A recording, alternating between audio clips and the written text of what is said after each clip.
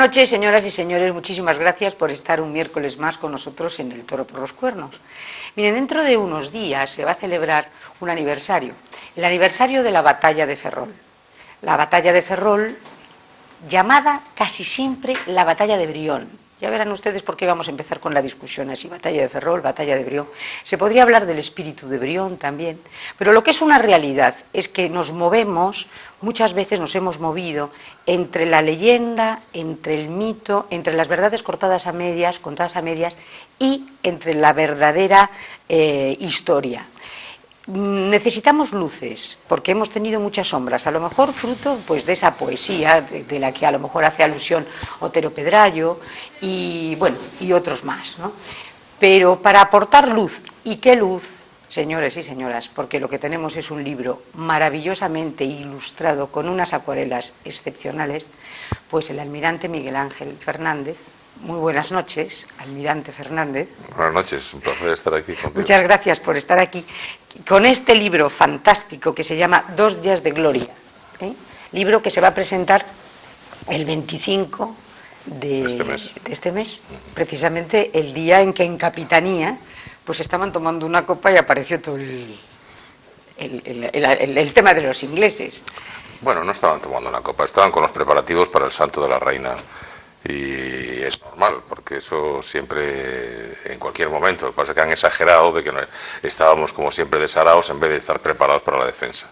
Y eso también es una de las primeras grandes distorsiones que se han hecho. Es lógico que en cuanto llegaron las noticias por el vigía de Monteventoso de que había una flota enorme allí fondeada con intenciones lógicamente belicosas, pues que las celebraciones se interrumpieran y se pusiera todo el mundo presto a la defensa, como así fue.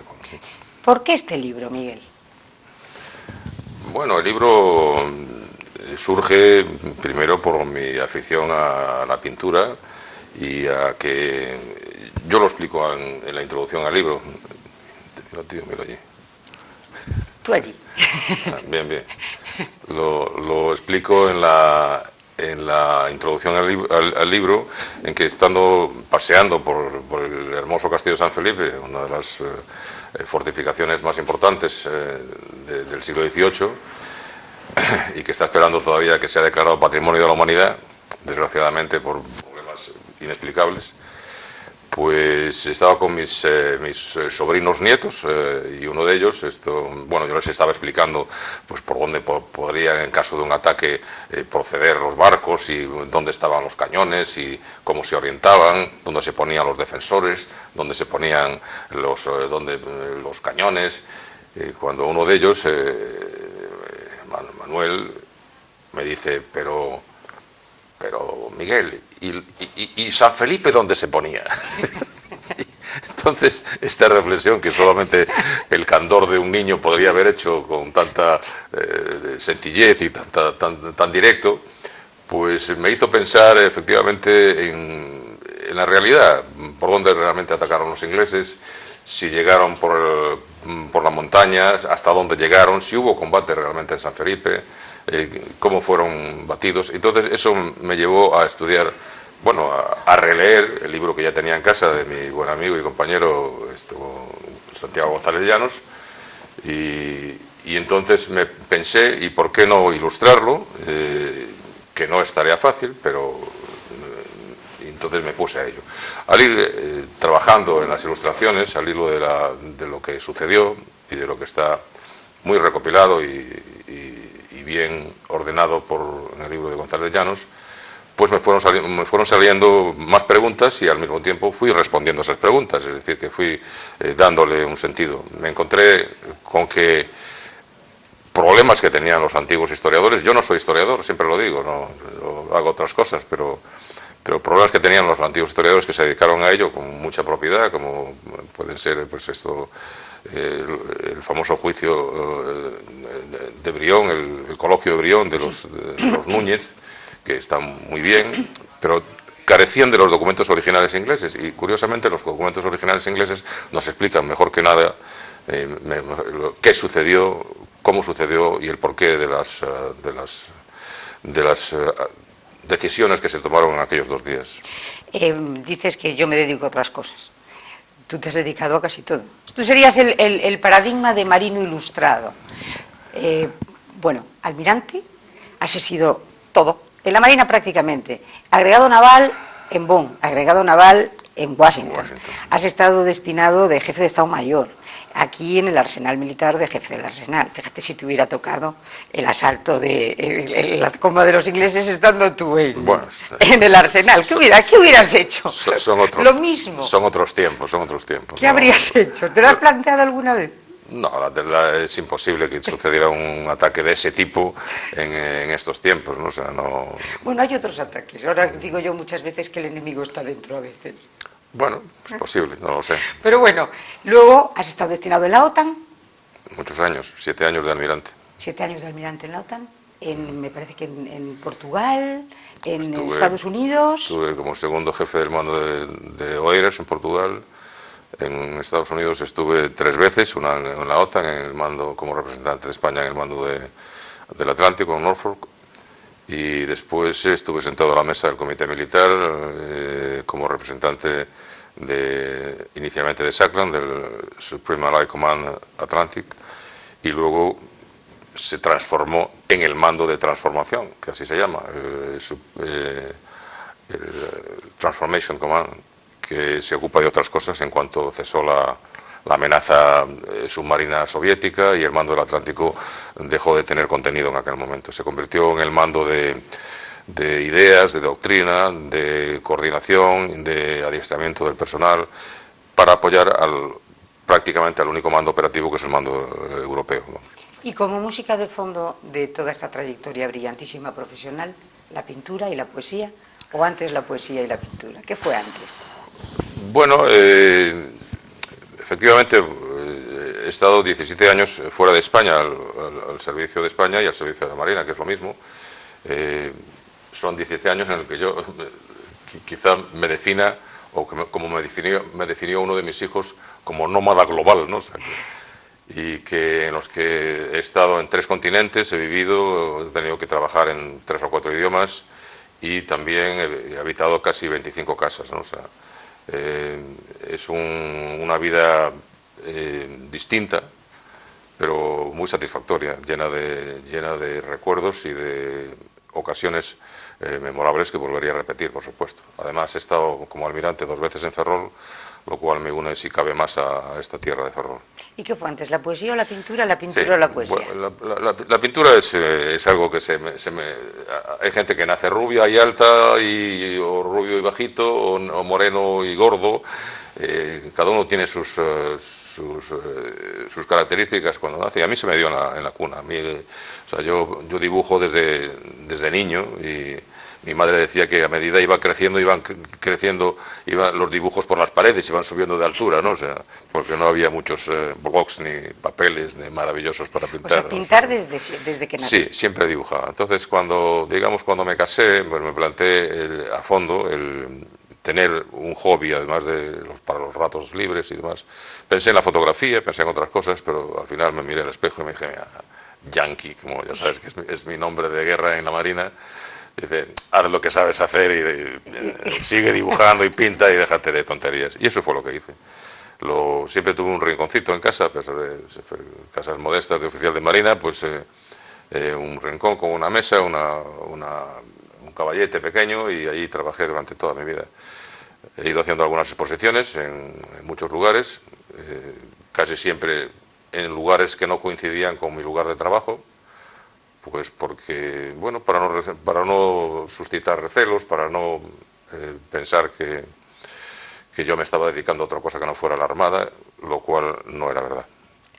Y de ese maravilloso elenco de acuarelas que tenemos aquí en este libro, desde luego les vamos a dar a ustedes, pero vamos, van a verlas en el intermedio, porque necesitamos un espacio un poco prolongado para verlas todas y con tranquilidad. O sea, en el intermedio no se levanten, quédense, porque vienen las acuarelas del almirante Fernández, que son verdaderamente prodigiosas. ¿Qué hay de verdad? Cuando tú te encuentras, o sea, vas a San Felipe, te encuentras con esto, es un poco un reto, empiezas a profundizar. ¿Y cuántas mentiras? Pues que mentiras, verdades a medias, o a lo mejor cosas que vienen... yo, por ejemplo, hablaba de Aróstegui. Montero Pedrayo, tú lo citas también. O sea que es un poco que además nos deja quedar peor casi esas cosas que lo que en realidad pasó. ¿Qué es lo que en realidad ocurrió? ¿Había órdenes concretas de atacar el arsenal de Ferrol? Sí, las órdenes están claras, además se entra en internet, si sabes un poquito de inglés ya lo averiguas inmediatamente. Dundas, que era el secretario de Estado inglés en 1800, esto despachó a una fuerza importante para maniobras en el Mediterráneo, para llegar hasta Egipto, pero con una orden clarísima, una orden que está clara. Dice, el objetivo es destruir el arsenal de Ferrol y sus buques y todo lo que se pueda alrededor. O sea, entonces no, de paso que vamos por aquí, echamos un vistazo. Eso se ha dicho muchas veces. No es que te parece que venían de paso porque iban a Egipto. La orden fue clara y dice, solamente en caso de que se encuentre una resistencia tremenda se abandonará, pero ¿qué fue lo que hizo Pulteney? Yo creo que muchos de los errores que ha cometido algunos gente últimamente se deben al párrafo de Otero Pedrayo en la Guía de Galicia. Es un párrafo cortito, pero que está lleno de inexactitudes, por decirlo así. Yo creo que, ya lo he apuntado, probablemente en el afán de resumen de don Ramón, pues hizo un párrafo muy que se ha tomado al pie de la letra y no ha sido así. O sea, el párrafo dice algo así como, déjeme que lo busque por aquí. Sí, porque el párrafo, ¿dónde teníamos esto? En 1800, estando la plaza desguarnecida, sí, una escuadra inglesa de 109 buques, mandada por Warren y Pulteney, desembarcó en la playa de Doniños un cuerpo de 13.000 hombres, al mando de Lord Abercrombie, bueno, eso me lo corriges tú porque los nombres en inglés, con la intención de tomar el castillo de San Felipe y franquear el puerto a la flota. El castillo resistió y las pocas fuerzas con milicias paisanas dirigidas por el conde de Donadío derrotaron en las alturas de Brión, sobre la Graña, el 26 de agosto a los ingleses, obligándoles al reembarque. Bueno, es un párrafo, como decía, ¿qué página es? Es en la página 21. 21, muy bien. Pues, como decía, pues no muy exacto, porque ha metido muchas cosas en un párrafo que la gente ha tomado muy al pie de la letra. La plaza no estaba desguarnecida, evidentemente. La plaza tenía un plan de acción de defensa de la plaza que se había firmado 3 años antes por el gobernador de la plaza y por el capitán general. La fuerza estaba mandada, la mandaba Abercrombie, que parece como que fuera el que estuvo aquí durante el combate, y no estaba aquí, estaba muy alejado. La flota estaba mandada por el almirante Warren y todo el ejército, que eran unos 13.000 hombres, porque está escrito así, y en documentos ingleses los mandaba el general Pulteney. La intención no era tomar el castillo de San Felipe y franquear la entrada, la intención era desembarcar por donde desembarcaron y arrasar el arsenal y los buques que estaban allí. Y la orden está así de clara, está expresada en esos términos. Dice, el castillo resistió, el castillo no resistió, los ingleses no llegaron hasta allí. O sea, el castillo no hay, una de las fuentes que más, digamos, certezas ofrecen con respecto a dónde sucedieron los combates es el registro de los muertos, de los fallecidos y de los heridos, y en el castillo no hay constancia de que hubiera allí un combate. Lo que sí sucedió es que al atacar los ingleses por la retaguardia, por la parte de la montaña, hubo que disponer de dos piezas de artillería que se llevaron desde los barcos, 2 piezas de artillería pesadas que se izaron hasta la parte de la gola, del macho de la gola del castillo, en la parte, digamos, norte, orientadas hacia San Felipe, el actual San Felipe, en la parte de encima de las casas de ahora mismo. Vamos. Y desde San Felipe se disparó a fondo contra las fuerzas que bajaban por la montaña, que además debían de ser fácilmente, digamos, visibles, porque los montes que hoy están cubiertos por eucaliptos, en todas partes, entonces estaban bastante más pelados, ¿no? Más pelados y más sencillos. El fuego cruzado del castillo de San Felipe, el castillo de La Palma y también de las lanchas cañoneras que estaban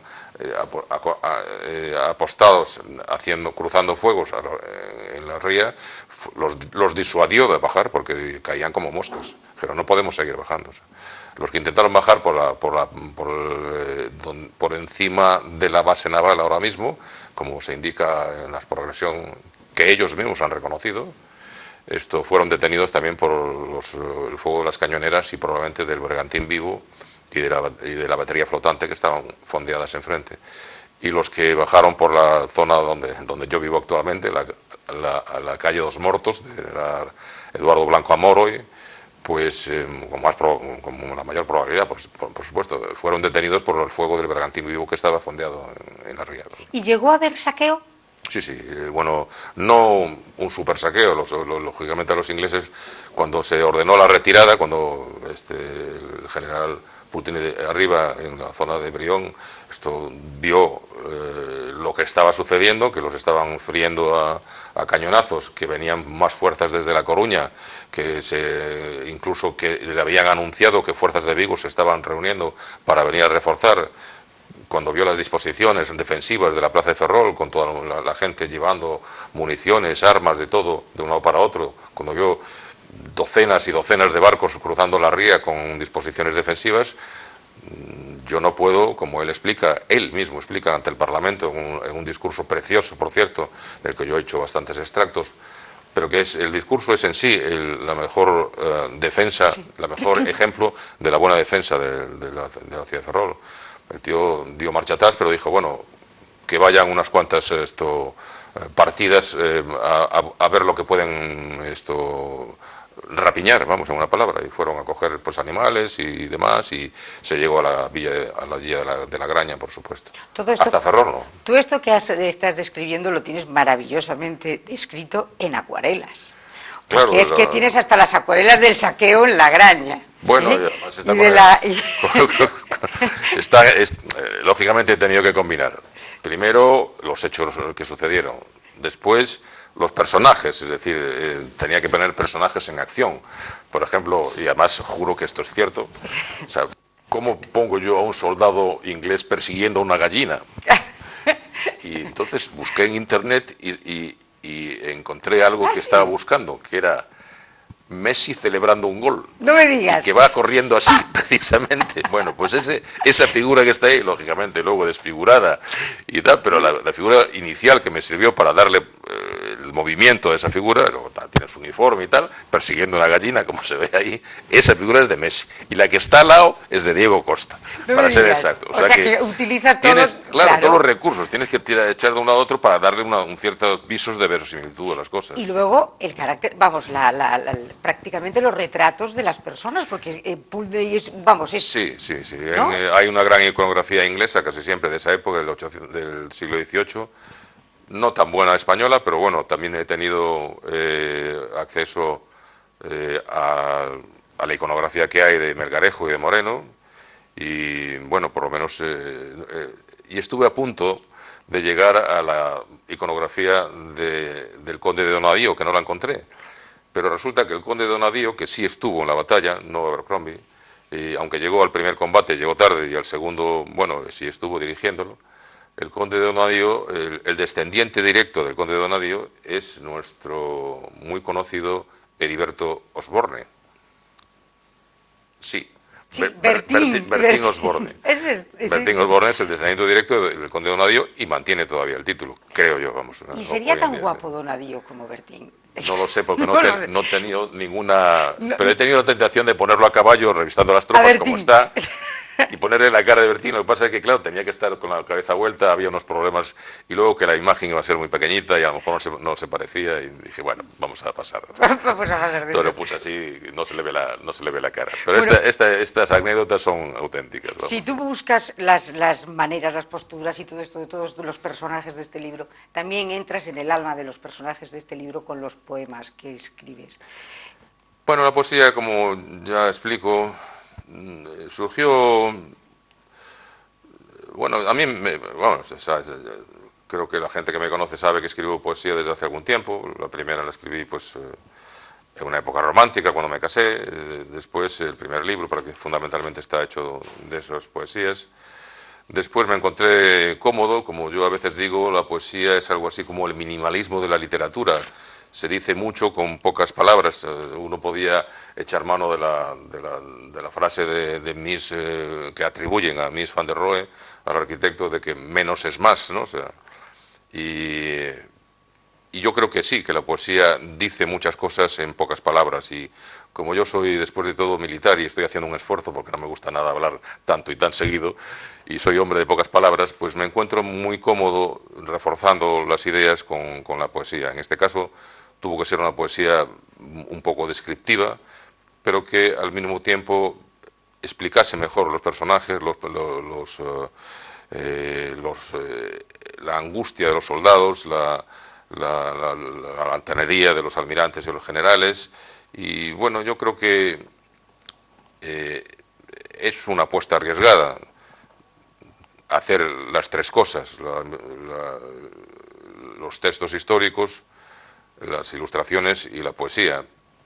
Pero yo estoy bastante contento, yo creo que ha quedado bien. Yo creo que ha quedado fantástico. Tú hablas de la altanería de los almirantes, hablas de los problemas que tenían aquellas marinerías, aquella tropa. Describes muy bien en un principio del libro cómo vivían ellos, cómo eran aquellas dotaciones de los barcos, cómo, tú dices, no se enrolaban por el sentido romántico que tenemos ahora, muchas veces los iban cogiendo, sobre todo los ingleses, porque había diferencia, ¿verdad?, entre la marina inglesa y la marina española de entonces. No ¿En su mucha. comportamiento o eran exactamente iguales? No mucha, no mucha. Porque a mí me han dicho, con el tema de la rapiña, oye, es que los ingleses se repartían el botín porque tenían... ¿También los nuestros? Sí, seguro. Sí. Seguro que era sí. Normal. Eran unas condiciones penosas. El siglo XVIII fue un siglo convulso, lógicamente, y ya desde mucho antes las dotaciones, efectivamente no había nada romántico en servir a la patria, casi todas eran procedentes de levas, simplemente iban por los pueblos de la costa, sobre todo, porque claro, en la costa estaban los marineros, que no había que adiestrarlos. Los marineros ya sabían de velas, sabían de cabos, sabían de estachas, sabían de faenar y esquifar un bote, sabían arriar, sabían fondear, sabían de vientos. Esos eran los marineros, que eran las piezas más preciadas. Y simplemente les obligaban a la fuerza, se emborrachaban y despertaban a bordo ya en alta mar, eso es típico. Otros iban a las cárceles y las vaciaban, los que iban eran, bueno, pues lo menos granado de la sociedad, y esos eran en todas las marinas sucedía lo mismo. Vernon, el almirante Vernon inglés, que fue el gran derrotado ante Blas de Lezo años después, decía: nosotros reclutamos mediante la violencia y mantenemos la disciplina por el terror, lo decía el propio almirante inglés, clarísimamente. Las condiciones a bordo eran malísimas, a lo mejor tan malas como en la cárcel, pero bueno, por lo menos respiraban aire puro, no lo sé. La comida era muy mala, los alimentos eran pues un potaje con alguna galleta de esa que se mantenía a bordo tanto tiempo que al final acababa agusanada, el agua pues se envenenaba, y las condiciones se llevaban a comer las ratas, ¿no? O sea, en el viaje del Elcano, pues hubo una fiesta el día que descubrieron ratas a bordo, porque empezaron a comérselas. Bueno, me refiero al de Magallanes, sí. Y que terminó el Elcano, lógicamente. Pues las condiciones eran muy parecidas. La diferencia entre los dos era muy sencilla. Al principio España estuvo con Inglaterra contra Francia, y entonces durante 2 o 3 años, un poco menos de 3, España estuvo en la mar continuamente y tenía un gran nivel de adiestramiento. Entonces, cuando se firmó la paz con Francia, pues el gobierno, como todos los gobiernos pesetarios que hemos tenido, o sea, desarmó los barcos y licenció a las dotaciones, con lo cual 3 años después, o unos años después, en el 7, 4 años después, hubo que empezar de cero, cuando ya el enemigo no era Francia, sino que era Inglaterra. Claro, porque es el contexto histórico que para analizar un poco cómo nos encontramos en 1800. Por un lado, España al principio está aliada con Inglaterra a raíz de la Revolución Francesa. Sí, sí. Pero es que llega un momento en que Godoy cambia de bando. Bueno... Porque cree que le puede interesar al rey, a lo mejor.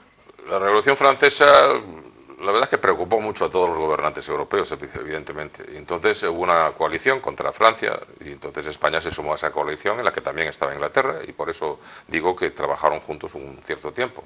Y España estuvo en la mar continuamente más de 2 años. Y eso hizo que las dotaciones estuvieran pues muy afinadas y muy bien.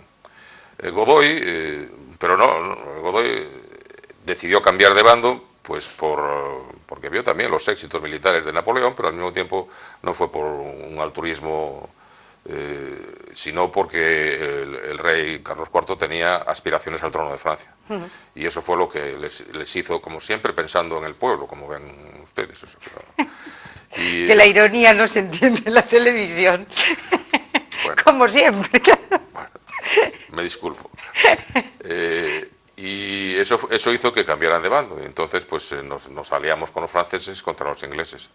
Y bueno, y de ahí ese es el contexto histórico que desemboca en que los ingleses, lógicamente, que tenían un grado de expansionismo naval muy importante y colonial, pues, y que realmente a final del siglo XVIII llegaron a interrumpir el tráfico de los convoyes, que se habían mantenido casi 3 siglos en un alarde extraordinario de eficacia de las flotas españolas, pues esto a los ingleses les interesaba al principio disponer de los astilleros españoles, pero cuando cambiamos de bando, pues a los ingleses les interesaba destruirlos, destruir todo el arsenal, porque España era la tercera, en número de buques era el tercero de Europa, que eran Inglaterra, Francia y España.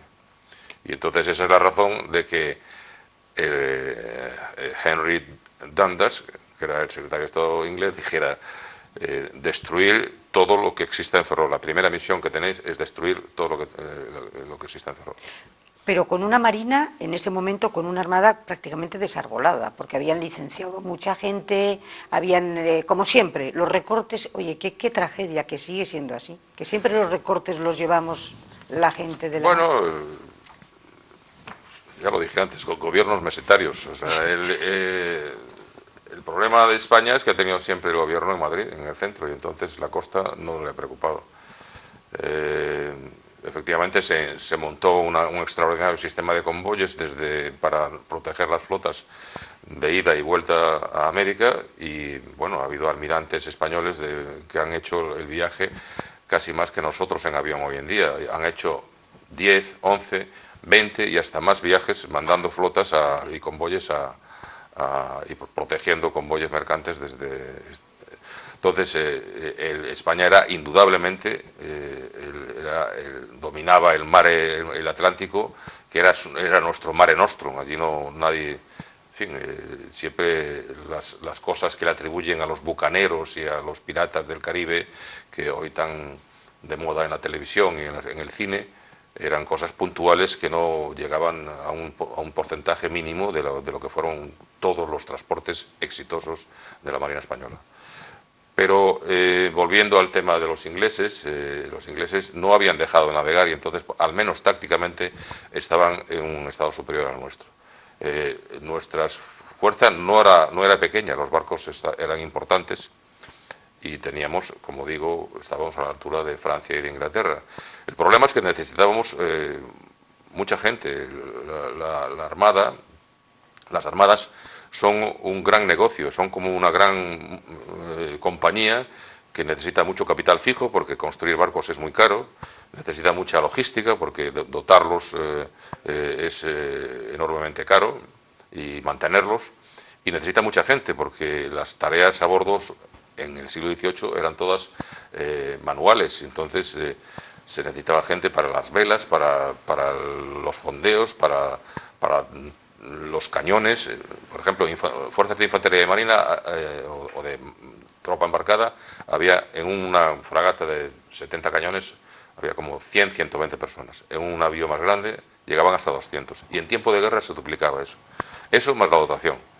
Pues imagínense ustedes lo que puede ser un barco de esos. O sea, cientos de personas a bordo. Entonces todo eso hacía que, bueno, el gasto fuera muy importante. Pero claro, nosotros, bueno, España traía de América mucho dinero, pero se iba en otras campañas absurdas en Europa. Y entonces, por ejemplo, los holandeses pues nos atacaban en plan pirata en las Antillas, y al mismo tiempo nosotros manteníamos una fuerza allí gastando el dinero que traíamos de allá, o sea que nos iban dando por todas partes. Fue una Tú ruina. dices en tu libro, tú dices, yo saludo aquí a la gente de aquel entonces y a esta España, a los intrépidos marineros y orgullosos soldados de aquel pueblo que Daniel Defoe tildó de demasiado perezoso y demasiado altivo para ser rico. Un pueblo tan orgulloso, tan por encima de su destino, que si reducido a pedir, lo haría con arrogancia.